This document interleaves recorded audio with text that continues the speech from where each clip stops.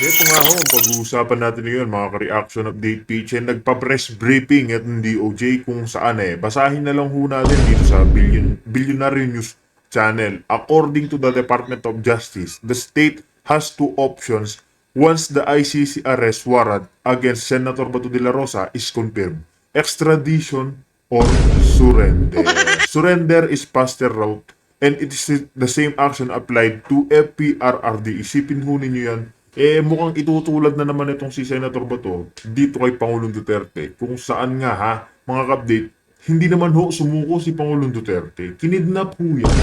Bigla lang ho nilipad agad-agad dyan sa ICC dahil kasi nga ho, nangangailangan ng pondo ang ICC nun. Siguro mga ka sinampal ho ng malaking pondo ng gobyerno ni Marcos Jr. ang ICC para tanggapin o litisin.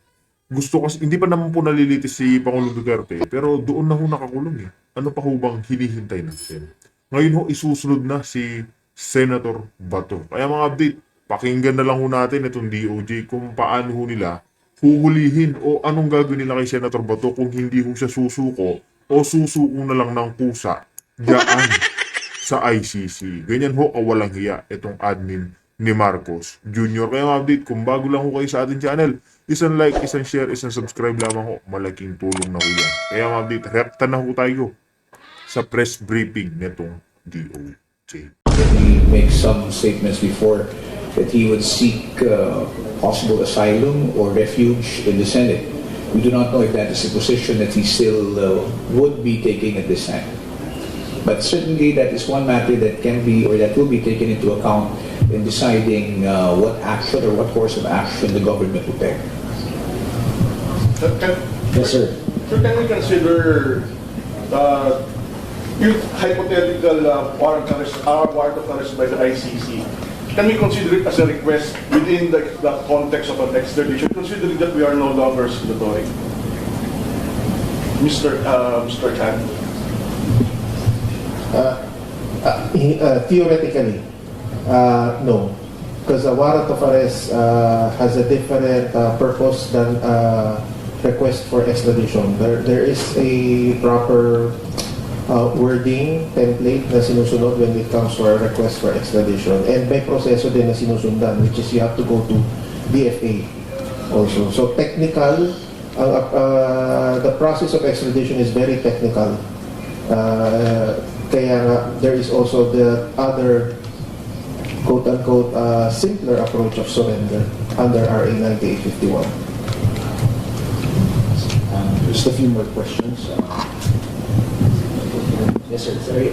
Pa-clarify, Ian Lafi po of Philstar.com. Pwede niyo pa-clarify lang po. Possible, paano po magiging possible ang extradition in this case if the ICC is not a state party? Okay. ICC, you are correct. ICC is not a state that will fall under the definition of a requested state under our extradition law.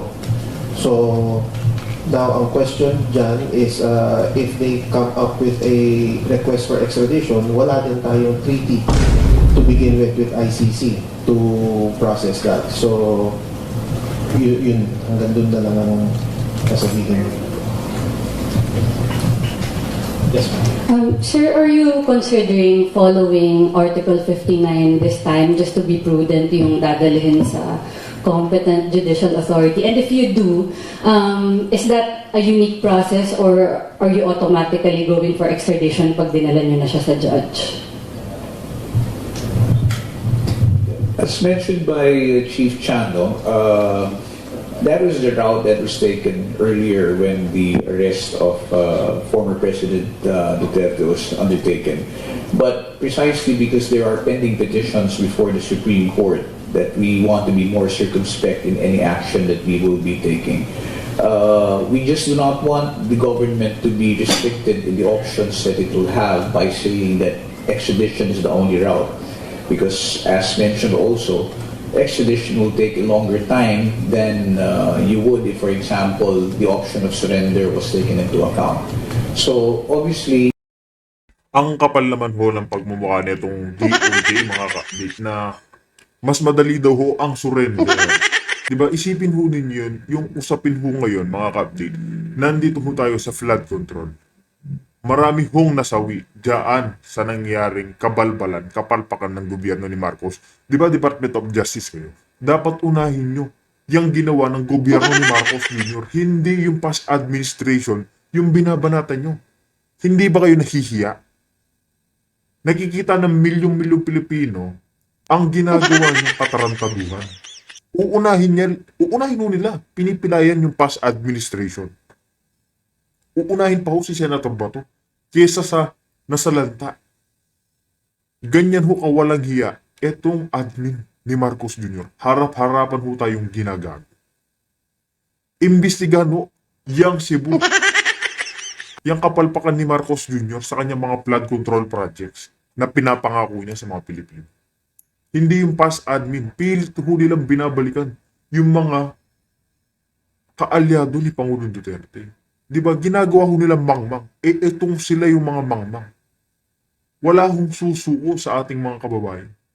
Lalong-lalo na ho yan si Senator Bato. Tingin ho ba ninyo magpapahuli ng buhay si Senator Bato, mga kapatid? Milyong-milyong Pilipino yung sumusuporta, nagmamahal dyan. Ganyan yung ginawa nyo kay Pangulong Duterte. Napilitan na lang yung matanda dahil mahina na ho. Nakita naman po natin sa kanyang karamdaman kay Pangulong Duterte. Pero tingin ho ba ninyo, kung may lakas pa si Pangulong Duterte, papabayaan niyang kunin siya ng ICC kahit na wala tayong jurisdiction dito? Ang kaso, kinidnap po siya. Nakita naman po natin kung paano yung suporta, yung pagmamahal ng Pilipino sa mga Duterte. Ganyan din ho yung suporta kay Senator Bato de la Rosa. Diba? Isipin mo na yun, uunahin yung mga past admin kesa sa katarantaduhang ginagawa ng admin ni Marcos Jr. ngayon. Ganyan ho kawalang hiya yung mga taong iyan. Department of Justice. Ang justice ho, nasa kanila lang. Yung mga may kapangyarihan, wala ho sa mga ordinaryong Pilipino. Diba? Wala hong justice pati rin ho dito sa pamilyang Duterte. Lalong-lalo na ho sa kaalyado ni Pangulong Duterte na sila ho ang pilit pinupunteriya ni Marcos Jr. Na paghahalataan ho sila. Pinagtatakpan ho nila yung mga ginagawa ho nila. Nakabalbalan, pagnanakaw, korupsyon dito sa ating bayan. Diba? At this time, no, we want to be more careful because the circumstances then and the circumstances now are quite different. At that time, there was no petition yet which was raised or filed before the Supreme Court. Now, courtesy to the Supreme Court, we would probably have to await, or we would prefer to await the resolution of the Supreme Court on the pending petitions before we can come up with a more definitive action. Sir, sorry, quick follow-up. Do you mean to say that if ever mas naunang i-transmit yung warrant of arrest or red notice at wala pang resolution yung Supreme Court, you would wait, as in hindi pa i-implement yung red notice kasi wala pang resolution? Well, yan nga yung pinag-aaralan ngayon, no? Kung ano gagawin, kung halimbawa nandiyan na. Kasi right now, everybody's talking about a hypothetical situation. We've heard over the weekend about the warrant of arrest being issued, but we have yet to see a copy of the warrant. But then again, notwithstanding that fact, we are already in the process of discussing what course of action to take, whether it could be a prudent course to immediately implement the arrest, notwithstanding the fact that there is no resolution yet from the Supreme Court. What we're simply saying is that as far as the department is concerned, we would opt to have that resolution from the Supreme Court so that once and for all, at least it could be decided whether the first course of action undertaken by the government when the arrest of the former president was undertaken in March would be the correct course of action, or if there is any other option. If the court says it's extradition, then we will have to abide by the ruling of the Supreme Court. Yes, sir. Good morning po. Grant po from Bombo Radio. Sir, since we have information na nagsasabi na meron ng arrest warrant and yet we are saying na wala pa po. Sir, for the information of the public, kanino po ba dapat namin malaman or sa anong ahensya ng gobyerno namin malalaman kung meron ng arrest warrant na in-issue laban kay Senador Bato de la Rosa, sir?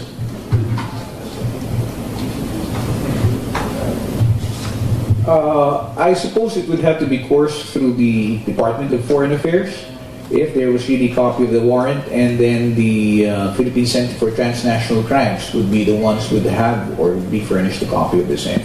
Then that's the only time transmittals would be made to the relevant agencies or law enforcement agencies directed to implement the same. Sir, to clarify lang, Chief, yung option na surrender, does that include voluntary surrender on the part of the ID? Yes, that would be the easiest course. If, for example, there is a voluntary surrender on the part of the person requested, that would mean that it would be shorter and a much faster route than having to implement the warrant, look for him, and then actually put him under custody. At this point, are we monitoring already the whereabouts of the senator, or wala pa namang pong requests from the Interpol? Right now, I don't think there's any request yet coming from the Interpol, and I don't think it would also be right for us to be monitoring the movements of Senator Bato, considering the fact that there is no warrant yet that we Wala pang warrant sa dyan mga ka-update. Pero narinig naman po natin, we need to monitor Senator Bato. Yan po yung mga taong mahilig man lamang sa kanilang kapwa. Yung mahilig man tapak, alam po ba ninyo yun? Isipin mo yun, wala pa naman isinasampay yung ICC sa kanya, kay Senator Bato. Binabantayan na ho siya. Hindi ho nila gawin yung kanilang trabaho, hindi yung si Senator Bato, yung pinag-iinitan ho nila, hindi kaya nahihiya etong mamang ito. Tanong ko lang ho sa inyo mga big, mag-komento kayo sa inyong mga naging reaction dito kung gaano kakapal ang pagmumukha ng admin ni Marcos Jr. have seen. I think it would be best to wait for the warrant to be there and then take the necessary course of action after that. Yan pong sinabi niyang wait for the warrant, mga bagay. Yung parang literal na meron na ho ba silang dinagdag? Alam niyo po ba, yung parang sinapal na naman po ba nila ng pera itong ICC para sabihin, wait for the warrant. Di ba? Alam na alam ho nila yung galaw ng ICC, mga kabig. Napaghahalataan ho sila. Napaghahalataan ho na mukhang meron na naman ho silang binabala diyan kay Senator Bato de la Rosa.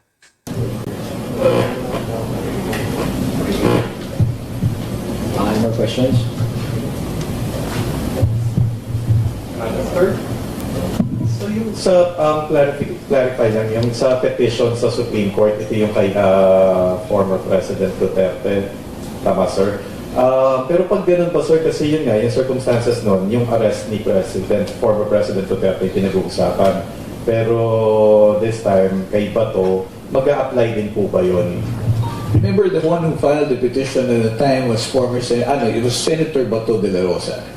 Okay, so we cannot say that why would we have to wait when it pertains to, or the petition refers to, the former president. Actually, it made mention of the procedure which was adopted by government when it implemented the warrant of arrest in March.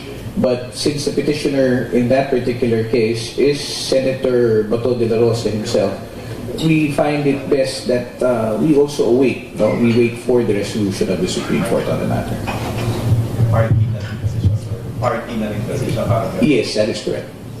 Sir, quickly, would you know kung submitted for reso na yung mga petition? Well, we have been following it up with the Supreme Court. Now, we have been told to just wait.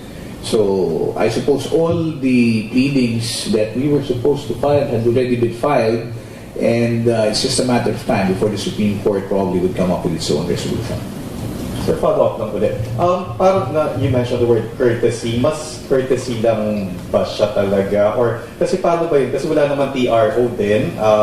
Parang for the public, ang iniisip is, kung wala namang TRO, bakit hindi gagawin? So, mas a matter of courtesy lang po ba siya? Or parang pwede rin ba na kung walang TRO, tuloy nyo lang po yung pag-surrender?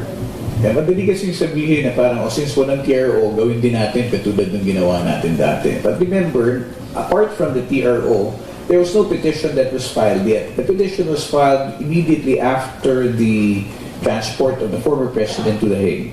So, seeing that there is this issue which was raised before the Supreme Court, seeing as it is that these issues are also taken up during the Senate committee hearing headed by Senator Amy Marcos, we deem it prudent, to be a bit more circumspect and, well, better that these matters which have been raised, legal issues as they are, be first resolved before we take any appropriate action.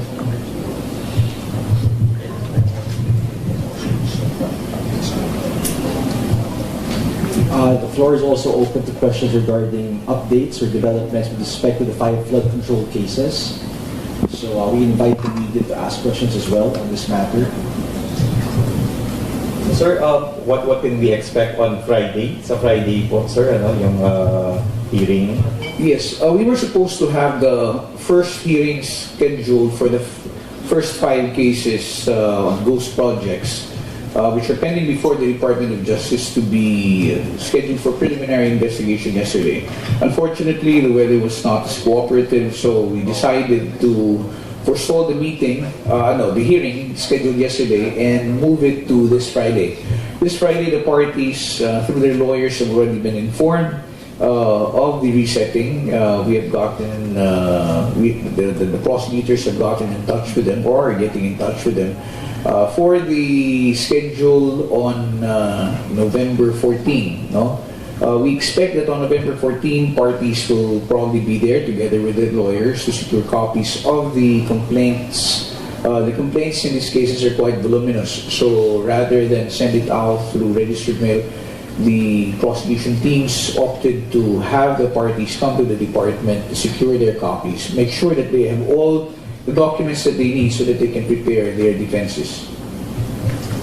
So wala pa, sir, counter affidavits na may sasubmit? Well, as of by this Friday, I don't think there will be any counter affidavits that will be submitted yet.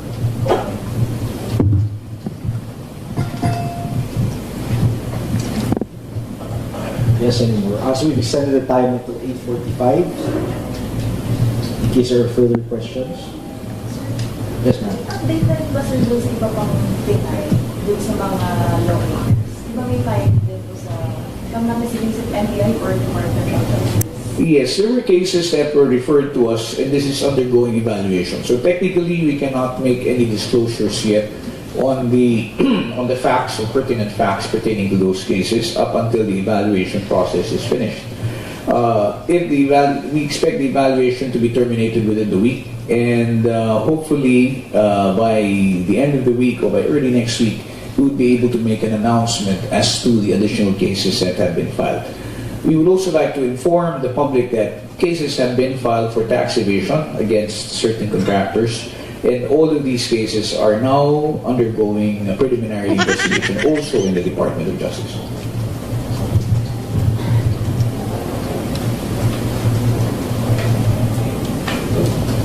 No more?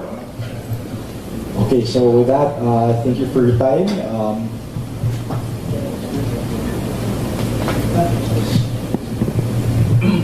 Yeah, sorry. Before we close, I just remembered that I believe yesterday there was a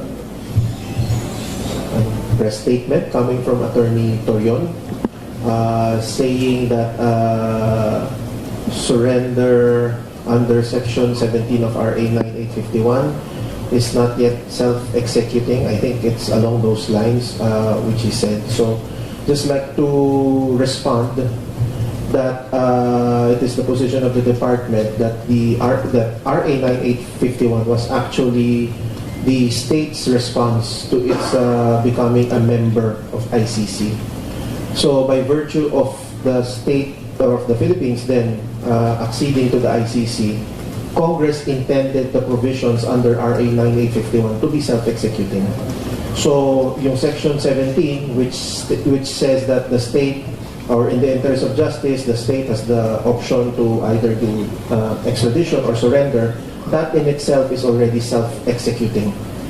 if we will follow the ruling of the Supreme Court on the Manila Prince case, if I am not mistaken, on what are self-executing and non-self-executing provisions. So, yun, that's all. Thank you. Sir, mas simple na self-executing is parang diretso pwede na. Pwede na. Like the anti-dynasty law, hindi siya self-executing. It needed a subsequent act of Congress to become self-executing. So, sa surrender or sa RA 9851 naman, it is already self-executing. There is no more need for subsequent legislation to fill in the gaps, so to speak. Pwede mong pahabol, sorry. Sorry sir, balik lang ulit dun sa extradition thing. What possible ba to? Like, for example, if the International Criminal Court goes through the Interpol, and then dahil tayo ay member pa rin ng Interpol, and the Interpol goes through us to implement the arrest, would that be still possible right now? I believe that is more or less the same with what happened previously. So, still pending. Possible siya. That's one of the options. But again, as PG mentioned,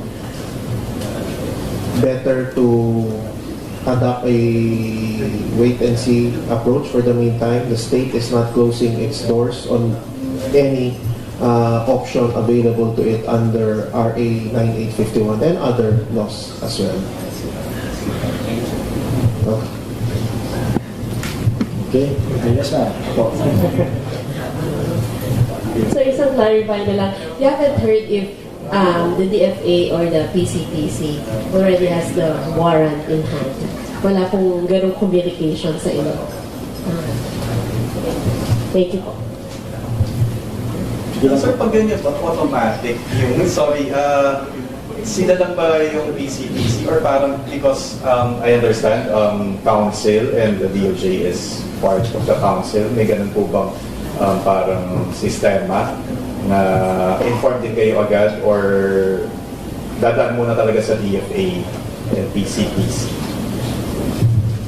As far as I know, it would be course like the last time. I'm not so sure about DFA, but I'm definite about PCTC. Now, the PCT was the one who received it, and they were the ones who supposedly received the red notice and copies of the warrant.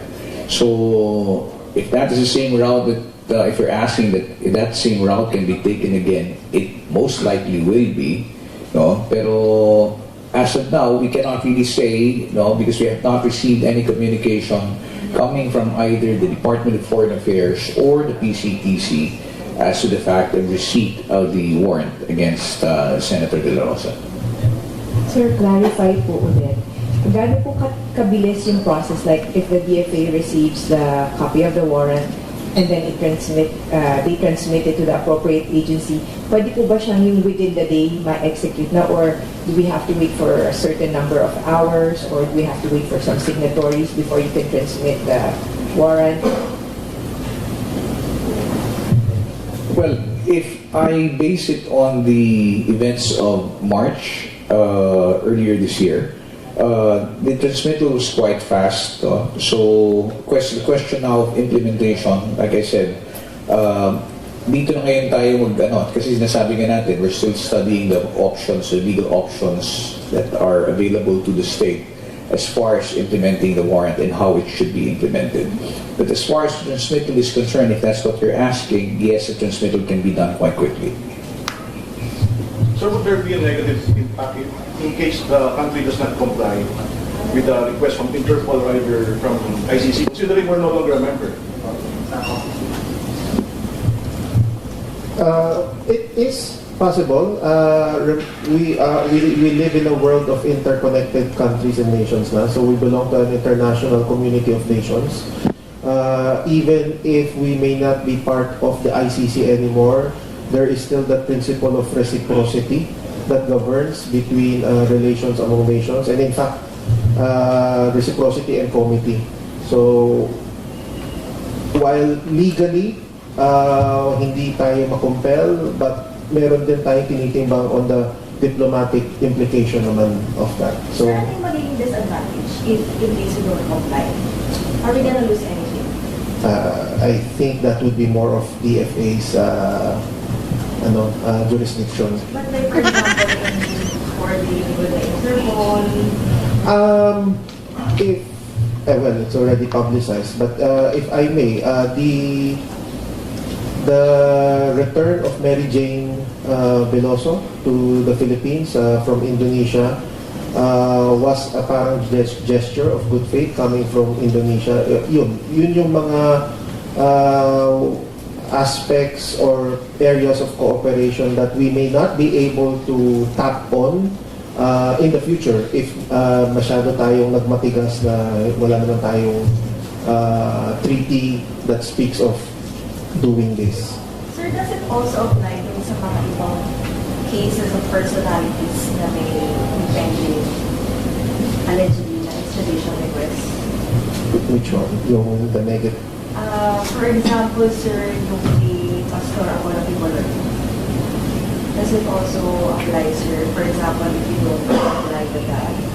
Because in the past, nabalita na rin sir na meron daw allegedly. Okay. I could not yet comment on the issue surrounding Pastor Kibuloy. However, when it comes to the United States of America, we do have an extradition treaty with them. And once we receive a request for extradition coming from a treaty partner, then we are obligated to evaluate it, assess. Kung kulang, we inform them what's lacking. If it's sufficient, then we proceed to file the request for extradition in court. So yun kasi may clear treaty that governs the situation and the process. That's why we have to comply. But in those instances that you inquired earlier na walang treaty, then the state would have to weigh whether we would comply or give in on the basis of reciprocity. Sir, wala pa bang request from the US? About? No, an extradition request for Pastor Kibuloy. None. Sir? Okay, sige po, we have one more minute. So this will be the last question we'll be entertaining. Sir, clarify ko lang, dun sa question, follow up lang dun sa question kanina on the impact if we will not surrender, Senator Bato. So, ang option lang natin is compliance, but it will depend on the legal option. So, yung length lang ang pag-uusapan natin kung saan route siya mapupunta, but we will have to comply. Tama ba yun?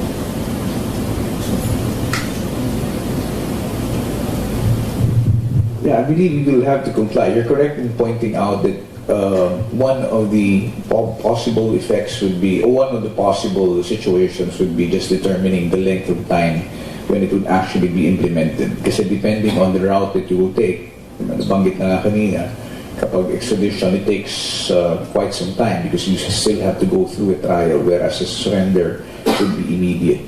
So, again, no, in as much as there has been no decision yet, as to what route to take or what option to take, no? And as much as we have not yet received or seen a copy of the warrant.